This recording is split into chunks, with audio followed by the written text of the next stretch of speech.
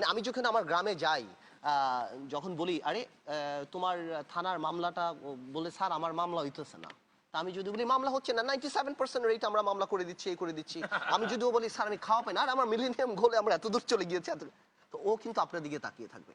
Politics deal with the pulse of the people. কথাটা হলো, গ্রামের মানুষ বলে স্যার আমার ভোটটা হবে কবে স্যার?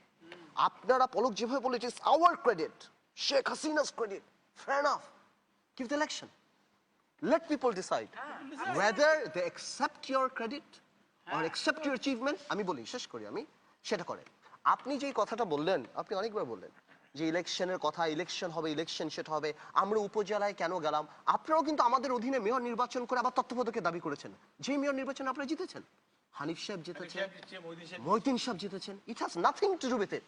আপনারা আমাদের অধীনে নির্বাচন করে আপনারা, অফকোর্স না, যেটা পালাবদল ক্ষমতা। এবং আমরা যে কেন যাইনি, এটা উপজেলায় আমরা জাতিকে দেখাতে পেরেছি। উপজেলায় যেইভাবে রাবার স্ট্যাম্পিং নির্বাচন হয়েছে, এখন আপনারা নিজেরাও বলেন না যে আপনাদের অধীনে সুষ্ঠু নির্বাচন করা সম্ভব। পলক যে কথা রাইটলি বললো, এটা তো বাংলাদেশে সত্য ঘটনা। 15ই আগস্টে যে ঘটনা ঘটেছে, যে ইনডেমনিটি করা হয়েছে, এটা কি কেউই অস্বীকার করতে পারবে না যে যতদিন বাংলাদেশ থাকবে, বাংলাদেশের এই স্টিগমা নিয়ে থাকতে হবে, এই স্টিগমা নিয়ে থাকতে হবে। আপনার যুদ্ধাপরাধী বিচার হচ্ছে, এই, তার মানে কি?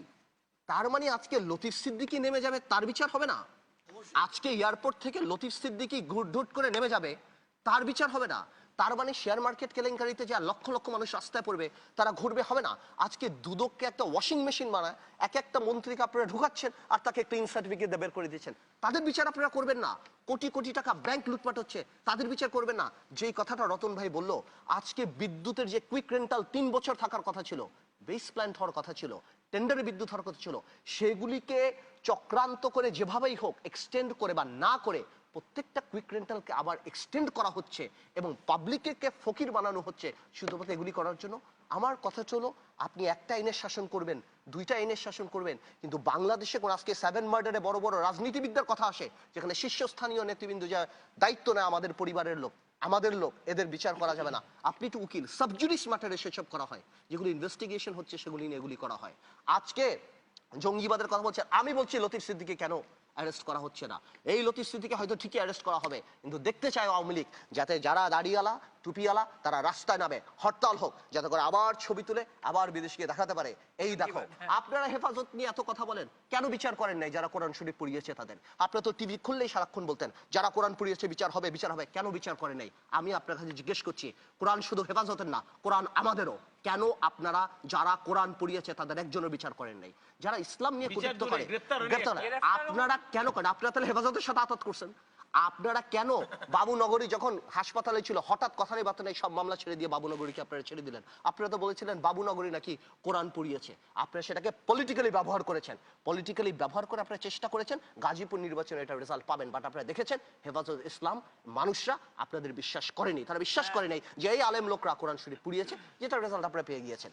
এই কারণে বলছি, আজকে লতিফ সিদ্দিকী বাংলাদেশের মতো একটা জায়গায়, আজকে সরকার কোনো মামলা করেনি, পার্সোনাল ক্যাপাসিটিতে কোনো মামলা হয়েছে, এত বড় এয়ারপোর্ট, আমরা তো বিদেশ গেলে আমাদের 1 ঘন্টা ধরে রাখা হয়, এনএসআই ডিজি এইটা ওইটা কত কিছু।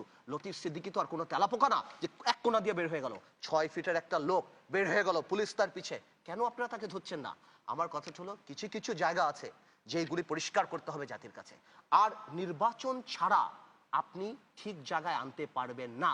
তবে আনফরচুনেট এই জিনিসটা, যে এটাও সত্যি যে আমাদের রাজনৈতিক কালচারটা, আমাদের সিনিয়র পলিটিশিয়ানদের মধ্যে সম্পর্কটা এমন হয়ে গিয়েছে, মিউচুয়াল রেসপেক্টের জায়গায় এত খারাপ হয়ে গেছে যে মুখ দেখা দেখিটা বন্ধ হয়ে গিয়েছে, এবং এই কারণে রাজনৈতিক কালচারটা এরকম হয়ে গেছে, যেটা অফকোর্স আমাদের জেনারেশনে এটা না।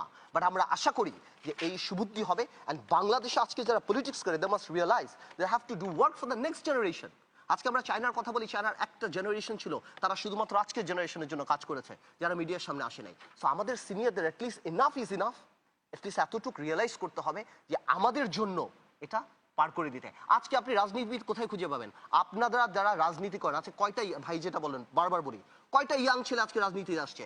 আপনাদের মাননীয় প্রধানমন্ত্রী যাদেরকে দিয়েছে সুযোগ, আপনারা আব্দুর রাজ্জাক সাহেবের ছেলেকে দিয়েছে 3 বছর, আমরা পার্লামেন্টে শুনিনি কোনো কথা বলতে, টেলিভিশন আমরা দেখিনি। আমরা নাসিম সাহেবের ছেলে 6 বছর 5 বছর আজকে এমপি, 5 বছর ছিল, আমরা দেখিনি। শেখ ফজলুল মনি সাহেবের ছেলে শেখ তাপস ব্যাংকের মালিক, আজকে ঘুরছে। আজকে জিল্লুর রহমান সাহেবের ছেলে পাপন ক্রিকেট খেলা নিয়ে ব্যস্ত। রাজনীতিটা করবে কারা? আজকে পলক রাজনীতি করছে, আমি ধন্যবাদ জানাই। শাহরিয়ার সাহেব রাজনীতি করেছে ইয়াংদের মতো, ধন্যবাদ জানাই।